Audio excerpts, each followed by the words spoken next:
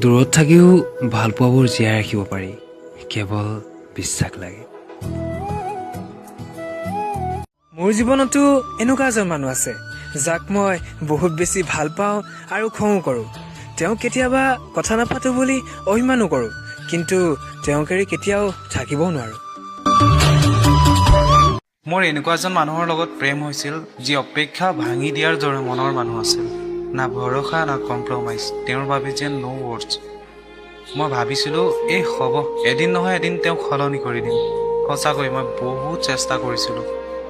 চৰি, মই নোৱাৰিলোঁ। কেইবাবাৰো চেষ্টা কৰাৰ পাছত মই বুজি পালোঁ মানুহক তেতিয়ালৈকে সলনি কৰিব নোৱাৰি যেতিয়ালৈকে তেওঁ তোমাৰ লগত প্ৰেম ভাল পোৱা নহয়। তেওঁৰ মনৰ কিছু কথা মই তেওঁৰ জীৱনত যেন কেৱল কাষত থকাটোহে তেওঁ বিচাৰিছিল। মই যে তেওঁৰ জীৱনত এনেই থকাটোহে তেওঁ বিচাৰিছিল। প্ৰেম কিন্তু সঁচাকৈ নাছিল। যদি হোৱা হ'লে সলনি হৈ গ'ল হয়, দুটি মন এক হ'ল হয়। এতিয়া বুজি পাইছোঁ। এটাই কথা কওঁ, ভাল পোৱা, মৰম আৰু নিজক তেওঁকহে সঁপি দিবা যাৰ লগত তোমাৰ প্ৰেম আৰু বিশ্বাস যেন অনুভৱ হয়। নহ'লে তুমি প্ৰেমত পৰি ধ্বংস হৈ পৰিবা।